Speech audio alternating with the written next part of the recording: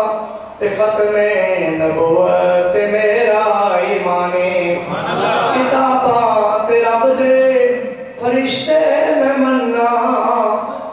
کتابات رب دے فرشتے میں مننا جہنم تے جنت تے میرا ایمان ہے قرآن سچی کتاب الہی ہے قرآن ذالک الکتاب لا ریب فیہ ہے قرآن سچی کتاب الہی ہدایت ہدایت تے میرا ایمان قرآن و حدیثات اجماع قیاسے اصول سنت تے میرا ایمان اطاعت نبی دیئے رب دی اطاعت اطاعت نبی دیئے رب دی اطاعت امام دی اطاعت تے میرا ایمان ہے قربانی واجب تے سنت خلیلی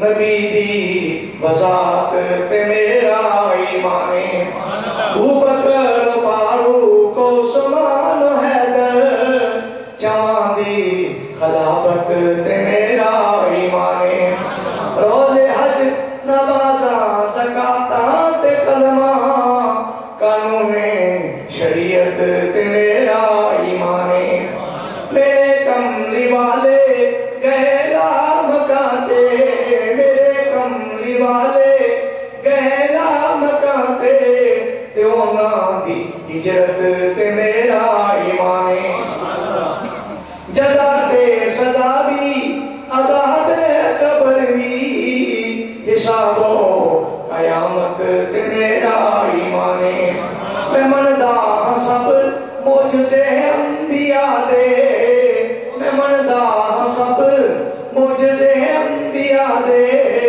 ولی دی کرامت تے میرا ایمان شریعت طریقت دے حق سلسلے میں شریعت طریقت دے حق سلسلے میں مجاز و حقیقت تے میرا ایمان نبی سارے معصوم ہندے میں یوسف نبی سارے معصوم ہندے میں یوسف تے ہر ایک دی عصمت تے میرا ایمان کوئی دو رسالت تے میرا ایمان معزز سامعین جیسا کہ آپ جانتے ہیں کہ ہر سال بخشش والے رحمتوں والے اور اکرام والے ماہ مقدس رمضان مبارک کی آمد سے پہلے بالخصوص شعبان المعظم کے 2 دن جمعۃ المبارک کے خطبوں میں اصلاح کے لیے دوبارہ چند مسائل کا جو وضو اور نماز سے متعلق ہوتے ہیں اس کا اعادہ کرتا ہوں تاکہ بعض کا جو بھولی بسری چھوٹی چھوٹی تعلیمی اعتقادی اور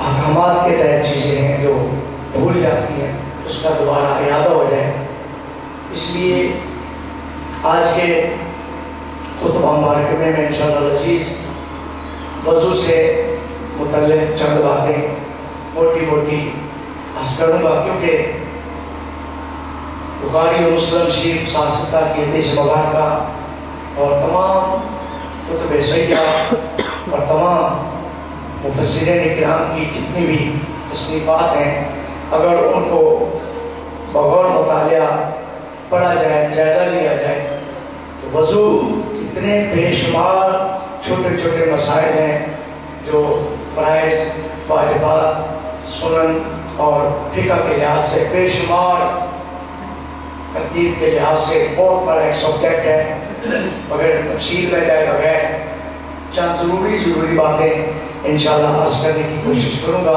اور جو وضو سے متعلق ضروری باتیں ہیں ان کی اندرونی کیفیت سے متعلق خاص طور پر میں آگاہ کروں گا تاکہ جب ہم وضو کر کے نماز کی تیاری کریں اور بالخصوص نماز کو رمضان مبارک کے اندر جب ہر نماز کا درجہ 70 گنا پہنچ جاتا ہے تو پھر ہمیں اس کی ماہیت سے خبر ہو ہمیں اس کے ثواب سے، اس کی چاہت سے، اس کی لگن سے، ان کی کیفیات، نماز پڑھنے کی کیفیات جو وارد ہوتی ہیں، نماز کے اندر اللہ تعالیٰ کا قرب حاصل ہوتا ہے، نماز پڑھنے سے جو اللہ تعالیٰ کی رفاقت ملتی ہے، اس کے فضل و کرم اور انعامات کی بارشیں ہوتی ہیں، اس کو کما ہوتا ہوا اپنے دل پر اس کو وارد کر کے اپنی قلبی کیفیت کو تبدیل کر سکیں۔ اس سے متعلق انشاءاللہ اور میں بارہا ہر سال یہ عشقیہ کرتا ہوں اور یہی آیت مبارکہ تلاوت کر کے بتاتا ہوں کہ وضو کے 4 فرائض ہیں۔ بنیادی طور پر آیت مبارکہ میں بڑی تفصیل کے ساتھ بنیادی طور پر یہ کر دیا گیا کہ یا ایھا الذین آمنوا، اور خطاب ایمان والوں سے ہے، اور ایمان کی ایک الگ ایک ڈیفینیشن، ایک تعریف ہے۔ انشاءاللہ نماز کا جب سبجیکٹ آئے گا اس میں میں آپ کو ایمان اور اسلام اور احسان سے متعلق تھوڑی سی تفصیل عرض کروں گا، تو پتہ چل جائے گا ایمان کیا ہے، اسلام کیا ہے اور احسان کیا ہے۔ اس کے اندر پھر پتہ چلے گا کہ ساری چیزوں سے گزر کر حقیقت کیا ہے، حقیقت اللہ تعالیٰ کی معرفت اور محبت کی چاشنی کرنا، اور اسی کو تصوف کہتے ہیں، جسے لوگ بدعت کہتے ہیں۔ میں ادھر جاؤں گا تو بات اسی تک چل جائے گی انشاءاللہ، یہ بھی تفصیل کے ساتھ عرض کروں گا۔ ایمان، یا ایھا الذین آمنوا، اے ایمان والو، ایمان والوں سے خطاب کرتے ہوئے رب قدوس ارشاد فرماتے ہیں اذا قمتم الی الصلاۃ، جب نماز کے لیے کھڑے ہو، نماز کی تیاری کرو۔ when you are going to say pray، when you are going to pray his God prayer، لوگ کہتے ہیں انگریزی کرتے ہیں، میں اس لیے کہا دیتا ہوں تاکہ یہ کہ اپنے آپ طرف سے بات کریں، بڑے تحقیق کے ساتھ بات ہو جاتی ہے۔ بتانا مقصود انگریزی نہیں ہوتا۔ پچھلے دنوں میں بات کر رہا تھا، وہ کسی کی پوتی ہو گئی، کھانی تھی تو ہاتھ دھلا رہے اور کھانا کھانے کے لیے بندہ کہتا ہے میں نے ابھی وضو کیا۔ میں نے کہا بھائی وضو آپ نے نماز کے لیے کیا، وضو آپ نے نماز کے لیے۔ بخاری شریف، مسلم شریف، صاحب ستہ کی جتنی بھی کتب اٹھا کے دیکھ لیں، کھانا کھانے کے آداب کی کم از کم 111 حدیثیں موجود ہیں۔ اور وہ میں لفظی بتانا چاہتا تھا، میں نے کہا آپ پڑھے لکھے، میں کانفرنس سے بند ہوں، کہیں سے بھی آپ بخاری شریف کا انگلش ٹرانسلیشن، ویسے آج کل یہ کنسپٹ بھی یہی ہے، بیچاروں کو پتہ ہوتا کوئی نہیں عربی آتی نہیں ہے، بیجین نہیں آتی، اور جناب انگلش کا تو قرآن پاک انگریزی میں ٹرانسلیشن کرتے ہیں، حدیث مبارکہ کو انگلش ٹرانسلیشن میں پڑھتے ہیں، اس کو وہ کیا خاک سمجھیں گے؟ انہوں نے حروف ابجد عربی کے نہیں سیکھے، جنہوں نے ٹرانسلیشن انگلش میں پڑھی ہے۔ میں کہا اس بات کو دیکھتے ہیں، دیکھو میں تمہیں بتاتا ہوں، حکم ہے حدیث پاک کا کہ when you are going to take meal، ہمیں بتانا ہے اس لیے ایک لطیفے کے طور پر کہ when you are going to take meal، جب آپ کھانا کھانے لگے then wash your hands، پھر اپنے ہاتھ دھو۔ یہاں وضو کی بات نہیں ہے، یہاں نماز کی بات نہیں ہے۔ اگر آپ انگلش کے ترجمے پر غور کریں تو اگر عربی کو نہیں سمجھ آتی تو انگلش پر بھی ٹرسٹ کر کے دیکھ لیں کہ لفظ کیا بنتے ہیں۔ میرا مقصد میں جب بات کرتا ہوں کوشش ہوتی ہے سمجھانا چاہتا ہوں کہ اگر آپ عربی کے اگر آپ قرآن پاک کے یا عربی کے یا حدیث مبارکہ کے لفظ پر غور نہیں کرنا چاہتے، حالانکہ وہ حکم ہے حدیث پاک ہے جب آپ کھانا کھانے لگے تو اپنے ہاتھ میں اور اگر یہ نہیں تو انگلش کا ترجمہ دیکھ لیں when you are going to say your prayer نہیں ہے، نماز پڑھنے لگے کی بات نہیں ہے۔ when you are going to take meal، جب آپ کھانا کھانے لگے حکم ہے پہلے ہاتھ دھوئے پھر کھانا۔ سرور کائنات صلی اللہ علیہ وسلم کی مسلم مرفوع متفق علیہ حدیث پاک۔ تو کہنے کا مقصد ہے ان چیزوں پر اعتماد کرتے ہیں جو حقائق ہے ان کو نہیں دیکھتے۔ سمجھنا چاہیے، میں پچھلے دن میں عرض کر رہا تھا کہ فتوے کا جواب فتوے سے نہیں دینا چاہیے، لڑائی کا جواب لڑائی سے نہیں دینا چاہیے، اینٹ کا جواب پتھر سے نہیں دینا چاہیے، بلکہ اس فتوے کا جواب علم کی بنا پر دینا چاہیے۔ بے شک وہ جیسا کامیڈر نہیں بن رہا ہو، مگر ایک بات جب سامنے آتی ہے تو اس کا جواب دینا تو اتنا مشکل نہیں ہوتا۔ تو سوال کا جواب اس کے علم کے مطابق بتانا چاہیے، نہ کہ اگر وہ جناب آپ کو مکہ مارتا آپ اس کو دھو سوال کی، یہ جواب نہیں ہے۔ اگر وہ اور یہ بے شمار مثالیں خود سرور کائنات صلی اللہ علیہ وسلم کی ذات کریمہ، کفار بھی آتے ہیں تو نبی پاک صلی اللہ علیہ وسلم کا اتنے بہترین اخلاق کا مظاہرہ فرماتے ہیں کہ وہ اصلاح दौलत दिए बगैर तेरे मुस्तफा से कभी वापस नहीं हो सकता। तो कहने का मतलब ये इतनी बातें होती हैं, चीजें मैं तो कामिलन साहब ने मुझे बताना नहीं चाहता क्या। फिर या अय्युहल्लज़ीना ऐ ईमान वालों, क्या या अय्युहल्लज़ीना इज़ा कुंतुम इला सलाति, जब नमाज के लिए खड़े हो। अब ये वो इसमें बहुत सारी तफसील है। कुंतुम का लफ्ज़ है खड़े हो, क़याम करो। क़याम हमेशा नमाज में होता है, क़याम नमाज में होता है। और इसकी आगे फिर तशबीहात आती हैं। किसी बुजुर्ग के लिए क्या करें, वो नमाज नहीं हो, वो अदब है, वो शरीयत नहीं है, वो फतवा नहीं है, वो बिदअत नहीं है, वो गुनाह नहीं है। ये क़याम नमाज का क़याम है, वो क़याम तज़हीनी है। अगर इसी पर बहस बढ़ जाएगी तो बात बढ़ती चली जाएगी। सवेरे कायनात सल्लल्लाहु अलैहि वसल्लम जब खुद अपनी बेटी लगते जिक्र बीबी फातिमा ज़हरा खातून जन्नत रज़ी अल्लाह ताला अन्हा के घर तशरीफ लाते तो बीबी फातिमा ज़हरा रज़ी अल्लाह ताला अन्हा आगे बढ़कर सवेरे कायनात सल्लल्लाहु अलैहि वसल्लम के दस्ते अनवर पर बोसा देती। सुभान अल्लाह। नबी मुहतरम सल्लल्लाहु अलैहि वसल्लम जब आप तशरीफ लाती तो आप सरकार हुजूर बीबी फातिमा ज़हरा के पेशानी पर बोसा दिया करते। मैं थोड़ी सी बात बढ़ जाती है।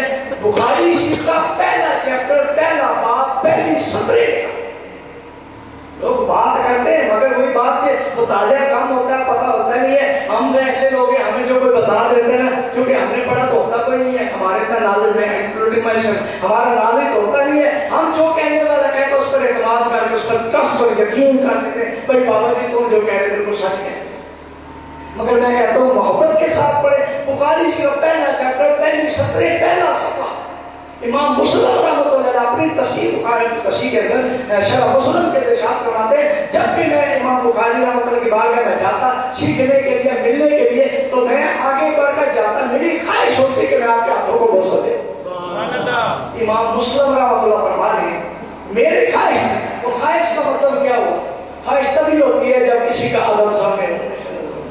इमाम मुस्लिम रहमतुल्लाह ताला अलैह इमाम बुखारी रहमतुल्लाह के साथ इस पर अदब और मोहब्बत के साथ पेश आ रहे हैं कि दिल करता फरमाते मेरी ख्वाहिश होती, यानी दिल में ये जज्बा होता कि अगर आप मना ना फरमाएं, क्योंकि वो लोग मना इसलिए फरमाते थे अपनी इंतसारी करते, इसलिए इंतसारी की वजह से। वरना अब इस सब्जेक्ट में चलूंगा तो बेशुमार हदीस मुबारक साहबा किराम ने जो में नबी पाक के हाथों का भी बोसा दिया, पाँव का भी बोसा दिया, चूमा अनाज भी चूमा।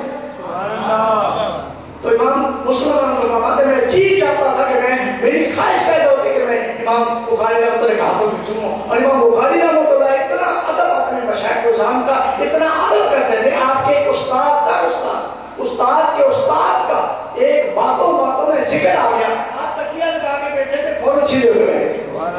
आप अंदाजा लगाए बैठे हैं, बात करना चाहता हूँ, मैं सिर्फ समझाना चाहता हूँ कि दीन और अंदर है क्या चीज। और इन्होंने क्या सिखाया? हमने सिर्फ फतवा के लिए लठ बना के इस्तेमाल करना शुरू कर दिया, लड़ाइयाँ डाल दिया, फितना लोगों को फितना डाल दिया, बात पर लड़ाइयाँ। मैं ये नहीं मानता ये तू कब्र में जाता हमें जाना मानने वाले सब कुछ मानते, मानने के लिए भी तो कुछ मवाद चाहिए, मानने के लिए कुछ नादत चाहिए, मानने के लिए अकल चाहिए, मानने के लिए फहम फरासत चाहिए, मानने के लिए अल्लाह रसूल की नवाजियाँ चाहिए। इसके बगैर मानना भी नसीब नहीं होता।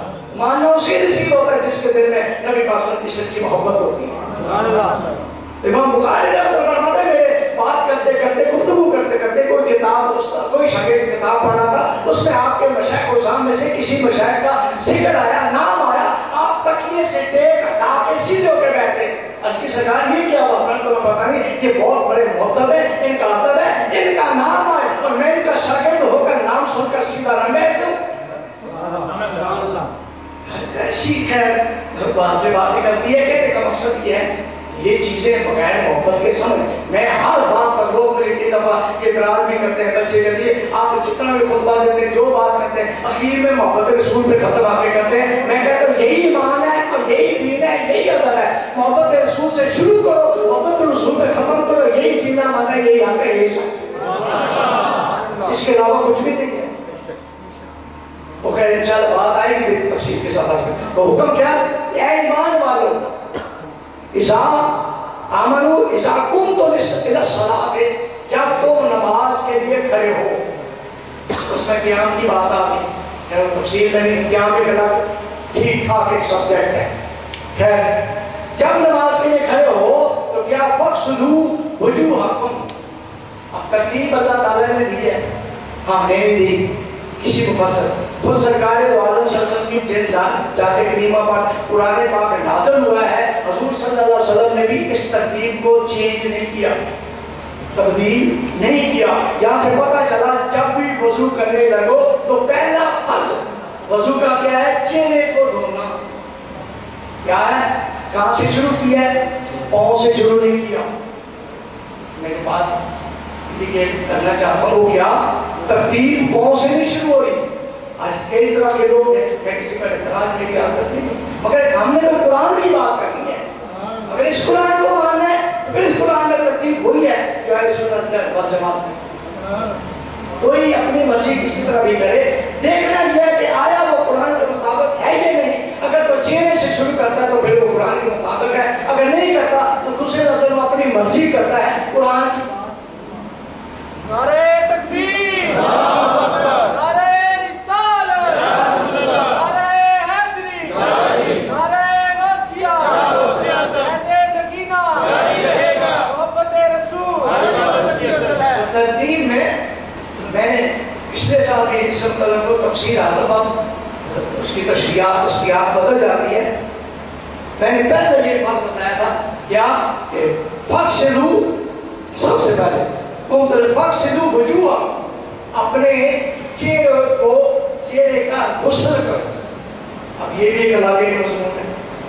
چہرہ دھونا اور بات ہے، چہرے پر پانی چپڑنا اور بات ہے، چہرے پر پانی بہانا اور بات ہے، چہرے کو دھونا غسل کرنا اور بات ہے.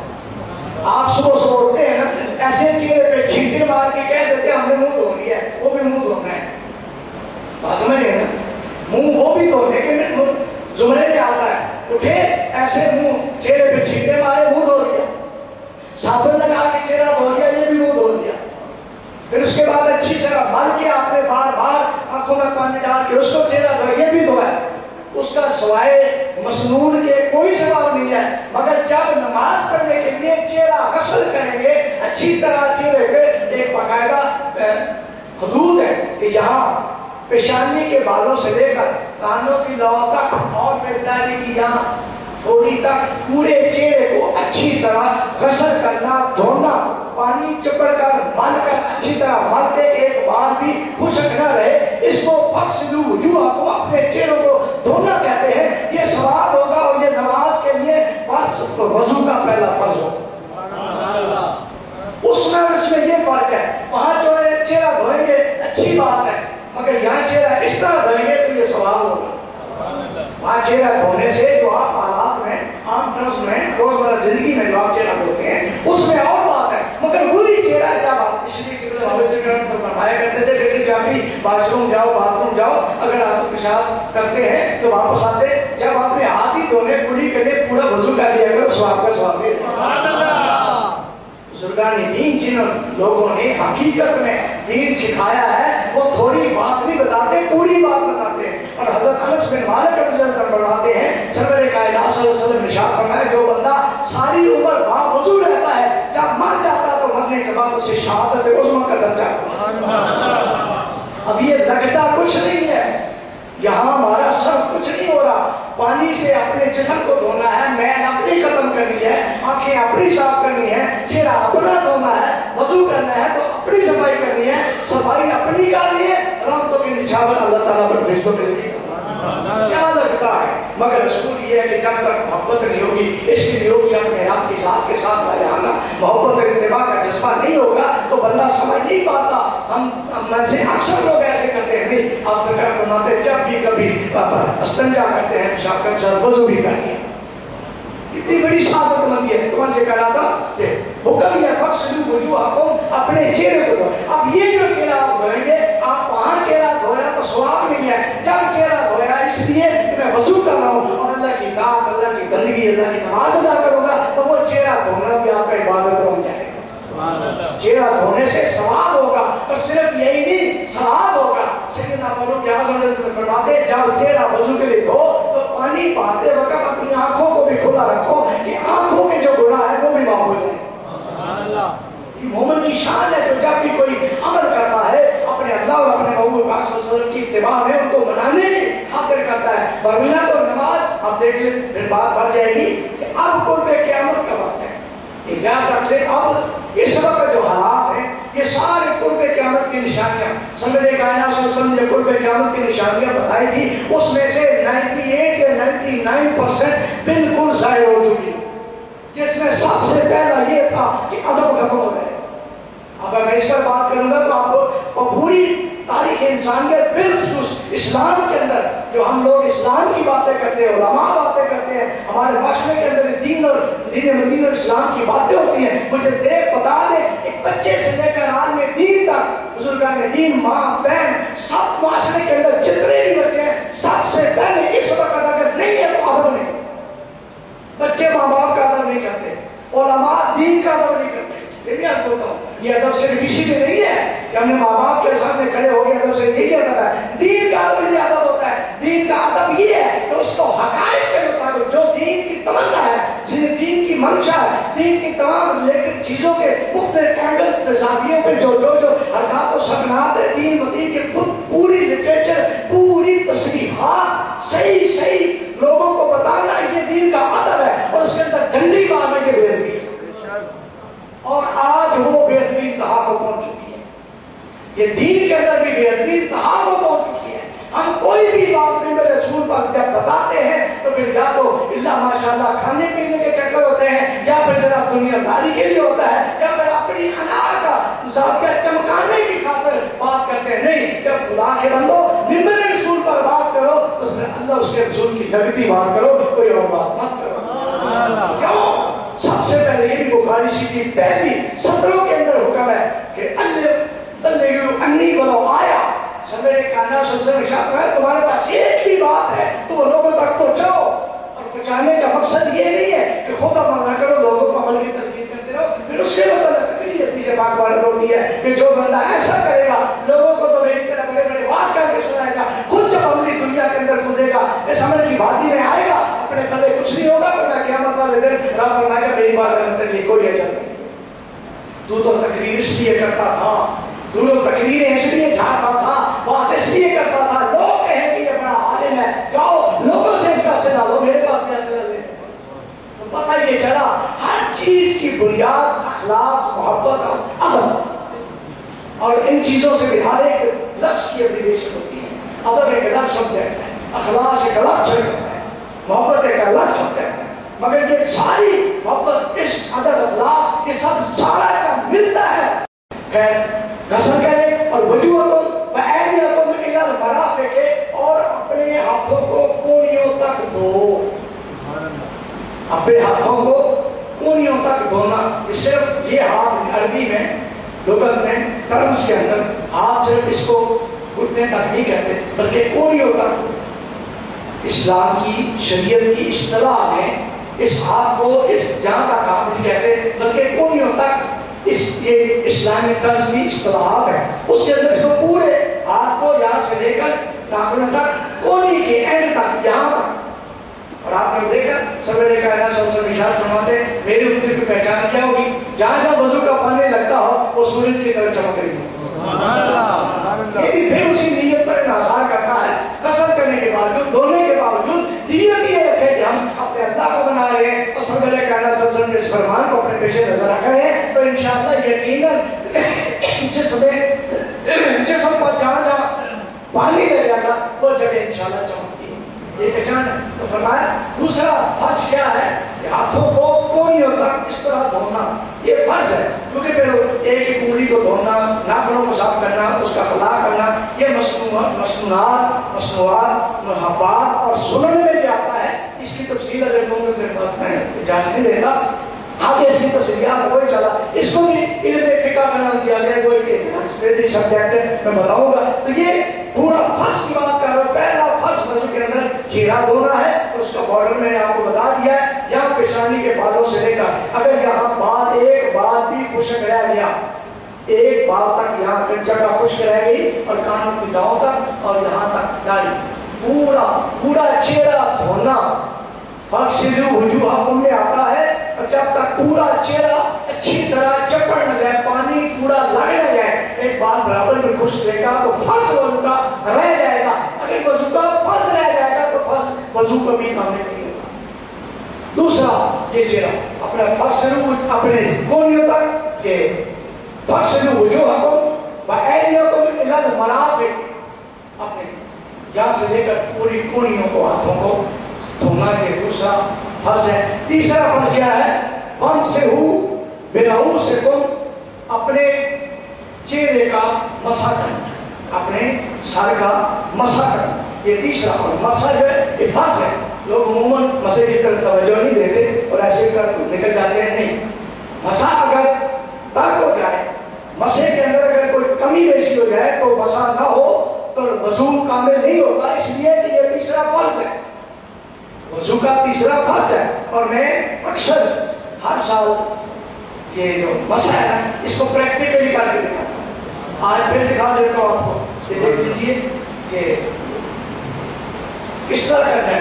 आपने पानी लिया, दाएं हाथ से पानी ले, बाएं हाथ के ऊपर डालना है। टच नहीं करना, मस नहीं करना।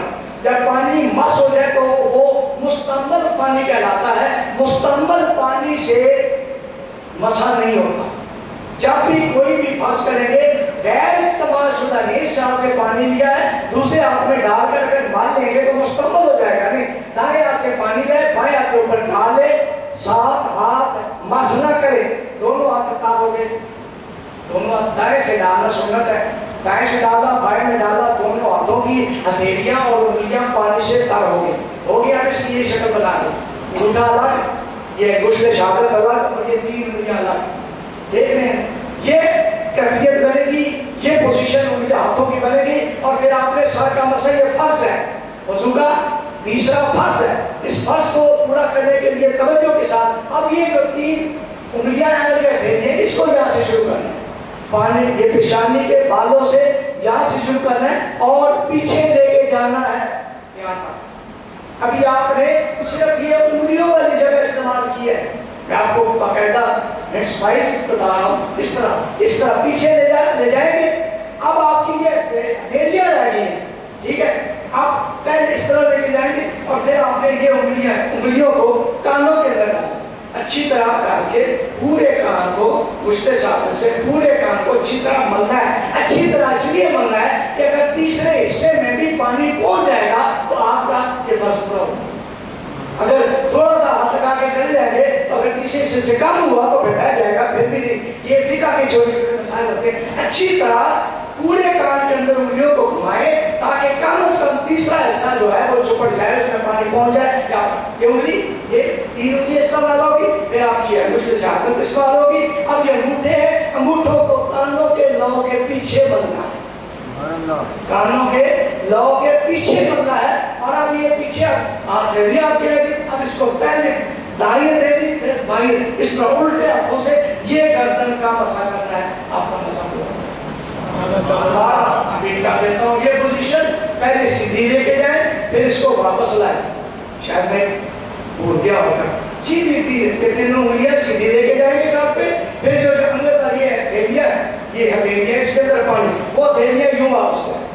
अब इसमें से जब आप सीधी लेके जाएंगे, ये वापस ले जाएंगे। सर का तीसरा हिस्सा यकीनन उसमें आ जाएगा, यकीनन तीसरा हिस्सा आ जाएगा। क्योंकि जब इस तरह भेजेंगे कुछ बात नीचे आएंगे, कुछ नहीं आएंगे। मगर जब पीछे इस तरह लेके आएंगे तो उसमें यकीनन और भी कुछ बात, ज्यादा बात उसमें पानी पहुंच जाएगा। इसलिए यकीनन तीसरा हिस्सा उस पानी से टच हो जाएगा। अब इस तरह सीधी लेके फिर इसको वापस लाए, फिर उंगली इस तरह डाल दिए, फिर अंगूठों से पीछे यहाँ। ये एक कानों के अंदर एक बीमारी होती है। सरवर कायनात शाह फरमाते हैं, जब बंदा सेहत के साथ कामिल वजू करता है और अंगूठों के साथ पानी वजू करते हुए इन कानों को मलता है तो कानों की बीमारियों में कभी मुब्तला नहीं होता। बात है, ये भी चेक करना है। तो यहाँ से जाकर फिर आपने गर्दन का मसा करना है। ये आप फिर जोड़ना, ये बात की बात है, जरूरी नहीं है। मगर ये वजू का चौथा जो है, तीसरा जो है, ये है फर्ज है। और चौथा पाँव को धोना है। अब इस पर बात खत्म कर दो तो बस जाती है भाई। ये तो लगा पे के बाद से हो सको बात जो रखो ये लगा है और अपने पाँव को टखनों तक धोना है। अब यहाँ बाधा ओठियों हाथों को कोहनियों तक धोना है। पाँव को, ये पाँव ये पैर है, यहाँ जो टखने होते ऊपर, ये आपकी टांग है, इसके ऊपर यहाँ टखना है, टखने के थोड़ा सा ऊपर। جتنا اوپر لے جائیں کہ اتنی چمکے گی. سبحان اللہ. یہ الگ بات ہے. جتنا مگر اتنا اوپر لے جائیں کہ وہ گھٹنے نظر آئے اس کا وضو وہ سطر کھل جاتا ہے, وہ وضو ہوتا ہوگا بھی تو ٹوٹ جائے گا. تو اتنا اوپر لائیں جتنی ضرورت ہے, اور پھر اپنے پاؤں کو اچھے دھلنا, پھر اس کا ہاتھوں کے ساتھ اس کے انگلیوں کا مسا کرنا. اس کے بعد یہ چاروں فرض یہ کیا ہے, یہ وضو کے 4 فرائض ہیں. آج کا سبق یہی ہے. اللہ پاک ہمیں وضو کے فرائض ہمیشہ یاد رکھ کر کامل وضو کر کے کامل محبت والی عشق والی نماز پڑھ کے اپنے اللہ اس کے رسول کو راضی کرنے کی توفیق عطا فرمائے. وہاں آگے کے مبین دل ذات سنت